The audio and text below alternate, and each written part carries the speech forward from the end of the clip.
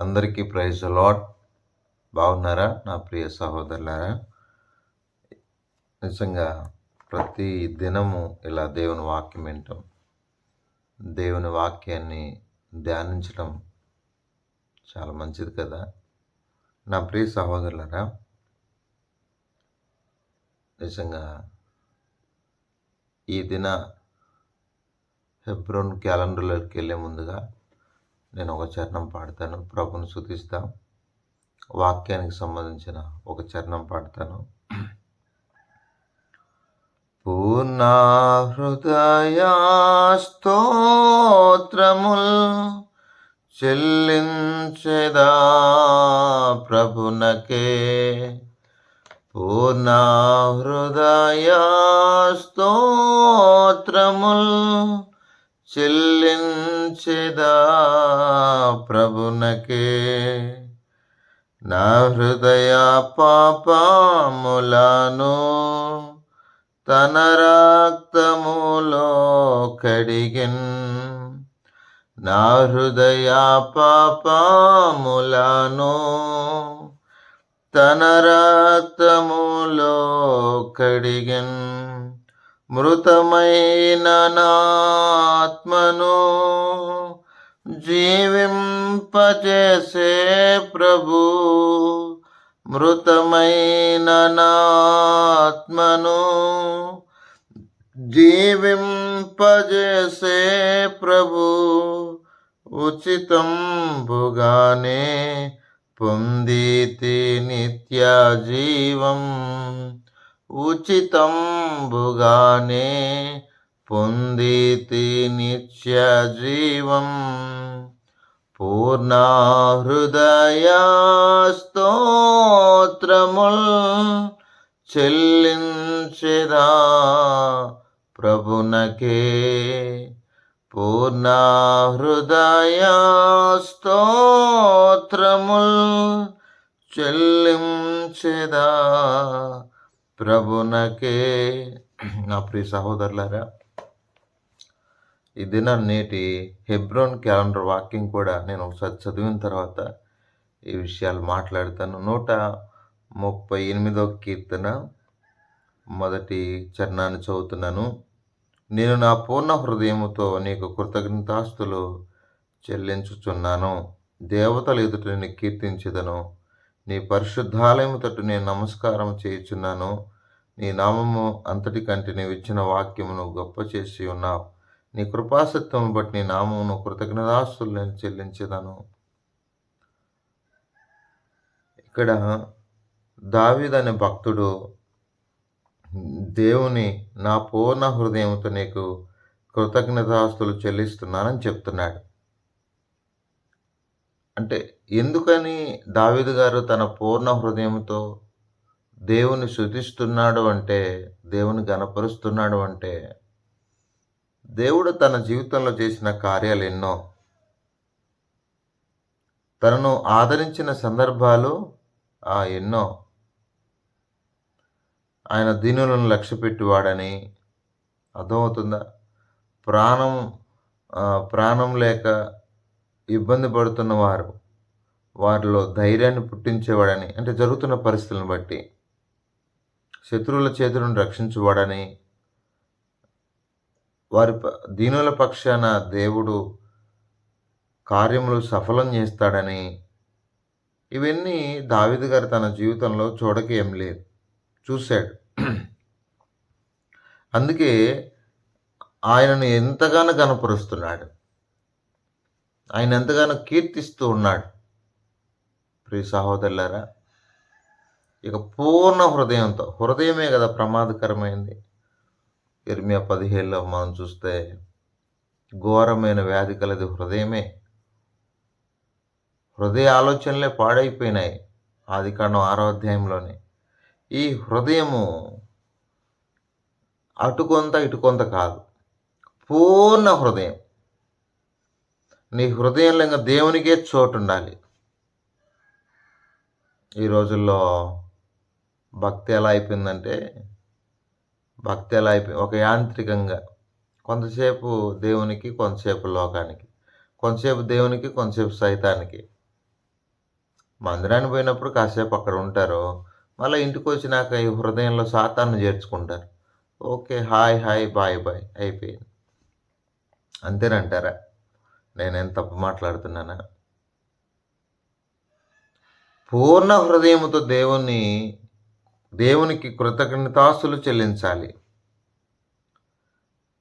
బైబిల్లో ఈ పూర్ణ హృదయం గురించి కొన్ని సందర్భాలు మీకు చెప్తాను. ఈ పూర్ణ హృదయం ద్వితీయోపదేశకాండంలో చాలా విషయాలు ఉన్నాయి.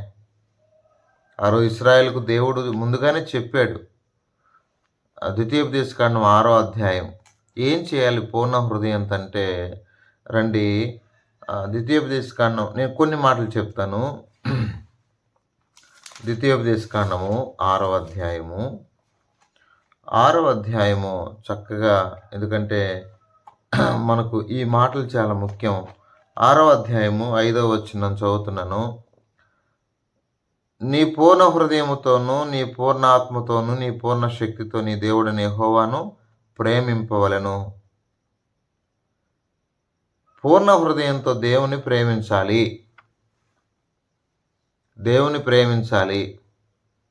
కొంచెం అటు కొంచెం ఇటు కాదు. మొట్టమొదటిగా మన పూర్ణ హృదయంతో మన ప్రభువుని ప్రేమించాలి. ఈరోజు ఆదివారం ఎలా ప్రేమించాలి? మనకంటే సాధువులు మేలు. మంచిగా వాళ్ళు ఈ లోక సంబంధమైన ఆశలు, కోరికలు ఏం లేకుండా ఎంత బాగా వారు అనుసరిస్తున్న దేవుణ్ణి ఆరాధిస్తారో. మనం ఈరోజు ఒక్కటి మాత్రం ఖచ్చితంగా పౌరుషంగా చెప్తున్నాను. ఈరోజు ఈ కుతికల కాడికి తిని చికెను మటన్లు చేసుకొని తిని 12 గంటలకు మందిరానికి పోతావు. నీ ఆరాధన ఎవరికి కావాలి? అదేనా ఆరాధన అంటే? ఏమండి, అదేనా? పూర్ణ హృదయంతో ఇక ఈ ప్రాణాత్మ దేహములను దేవునికి అర్పించాలి.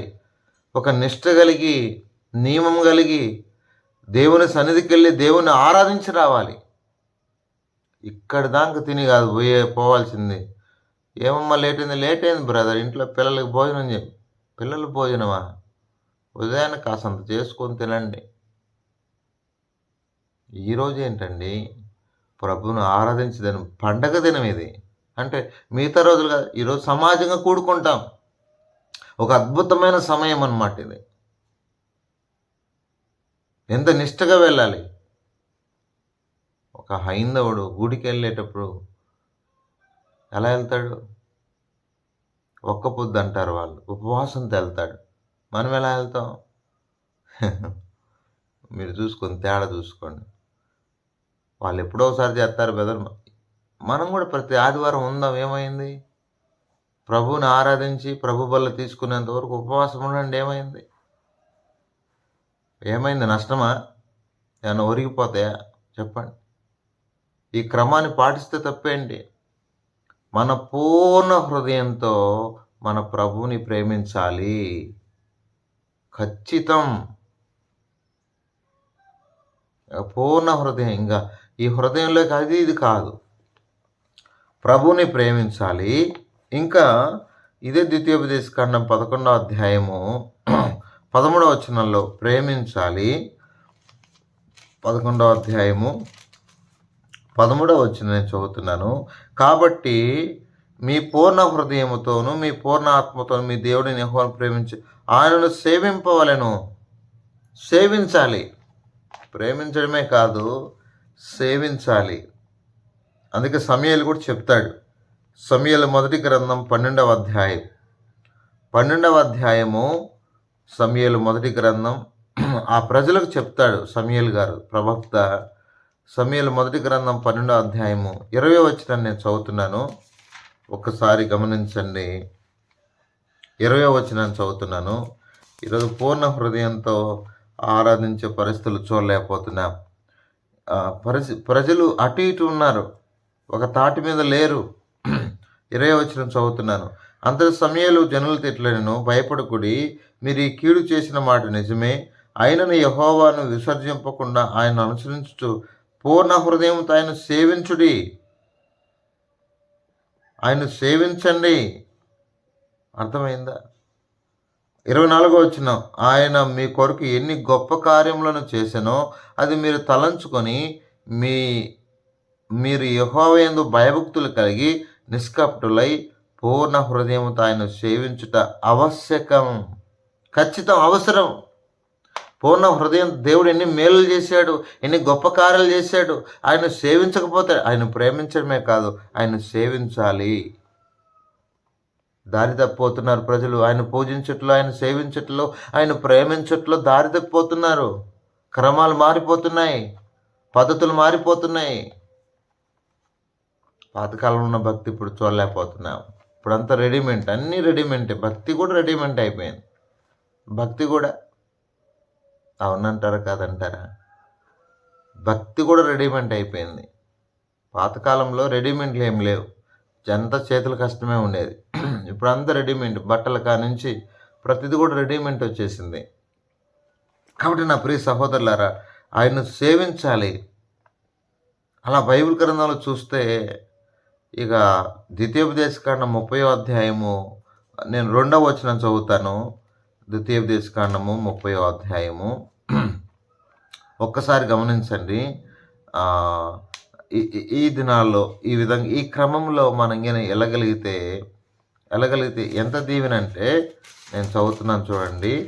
ద్వితీయోపదేశకాండం 30వ అధ్యాయము 2వ వచనాన్ని చదువుతున్నాను. సమస్త జనముల మధ్యను వాటిని జ్ఞాపకం చేసుకొని నీ దేవుడైన యెహోవా వైపు తిరిగి, నేడు నేను నీకు ఆజ్ఞాపించు సమస్తమును బట్టి నీ పూర్ణ హృదయముతో నీ పూర్ణ ఆత్మతోను ఆయన మాట నీవును నీ సంతతి వారును వినిన ఎడలా. దేవుని ప్రేమించాలి. దేవుని ప్రేమించడమే కాదు, దేవుని సేవించాలి. దేవుని సేవించడమే కాదు, దేవుని మాట వినాలి. దేవుని మాట వినాలి. అర్థమవుతుందా? అవునండి. ఇక్కడే 30వ అధ్యాయం 10వ వచనంలో ఏముందంటే, 30వ అధ్యాయం 10వ వచనంలో నా ప్రియ సహోదరులారా, ఎంత మంచి మాట ఉందో చదువుతాను చూడండి. ఈ ధర్మశాస్త్ర గ్రంథం రాయబడిన ఆయన ఆజ్ఞల కట్టడలు నీవు గైకొని నీ దేవుడైన యెహోవా మాట విని నీ పూర్ణ హృదయంతో నీ పూర్ణాత్మ నీ దేవుడైన యెహోవా వైపు మళ్ళునప్పుడు ఆయన వైపు మరలాలి. ఆయన మాట విని ఆయన వైపు మరలాలి. ఆ ధర్మశాస్త్ర గ్రంథంలో ఉన్న విషయాలు అంటే దేవుడు మనతో చెప్పే మాటలు వినడానికి మనం మరలాలి. ఎలా? కొంచెం అటు కొంచెం ఇట, ఒక చెవి ఇటు ఒక చెవి లోకానిక. పూర్ణ హృదయంతో దేవుని వైపు మరలాలి. ప్రభువా, నా జీవితం ఏమైపోయినా పర్లేదు ప్రభువా, నా జీవితం నీకే అంకితం చెప్పాలి. ఇలా బైబిల్లో నా ప్రియ సహోదరులారా, పూర్ణ హృదయంతో యెరోబాము పూర్ణ హృదయంతో శ్రద్ధాభక్తులు లేనివాడుగా పూర్ణ హృదయంతో ఆయన అనుసరించలేకపోయాడు. రాజులు 2వ గ్రంథం 10:31 మనం చూస్తాం. అలా పూర్ణ హృదయంతో అనుసరించలేని వారు ఎంతోమంది ఉన్నారు. అర్థమవుతుందా? ఇదే ద్వితీయోపదేశకాండం 26:16 పూర్ణ హృదయం నడుచుకోవాలని రాసి ఉంటుంది. నడుచుకోవాలి, ప్రేమించాలి, సేవించాలి. నా ప్రియ ఆయన మాట వినాలి, ఆయన వైపు మరలుకోవాలి, ఆయన చెప్పినట్టు నడుచుకోవాలి. అప్పుడు దేవుడు నిజంగా నువ్వు కృతజ్ఞత స్తుతులు చెల్లిస్తూ ఉంటే నీ పూర్ణ హృదయంతో ఇన్ని చేసి నువ్వు ఏం చేస్తావంటే ఆయనకు తప్పకుండా కృతజ్ఞతాస్తుతులు చెల్లిస్తావు. నా జీవితంలో నువ్వు చేసిన కార్యముల కొరకు నీకు స్తోత్రాలు ప్రభువా అని ఆయన ఆరాధిస్తావు. మరి ఈ విధంగా పూర్ణ హృదయంతో కాలేబు లాంటి వారు పూర్ణ హృదయంతో దేవుణ్ణి సేవించారు, పూజించారు. మరి మనం దావీదు లాంటి వారు కాబట్టి పూర్ణ హృదయంతో ఆయన ఆరాధిద్దామా? ప్రార్థన చేసుకుందాం. పరిశుద్ధమైన తండ్రి, కృపగలిగిన దేవ స్తోత్రాలు. మా పూర్ణ హృదయంతో నిన్ను సేవించి ఆరాధించుటకు మీరు మాకు కృప దయచేయమని, మా ప్రియులందరూ కూడా అటువంటి విధానాల్లో ఆయన పూర్ణ హృదయంతో నిన్ను సేవించే వారికి సిద్ధపరచమని, ప్రార్థన అవసరాలు కోరిన వారి ప్రార్థన మనవులు తీర్చమని యేసు ప్రభు నామంలో ప్రార్థించి అడిగి వేడుకుంటున్నాం తండ్రి. ఆమేన్.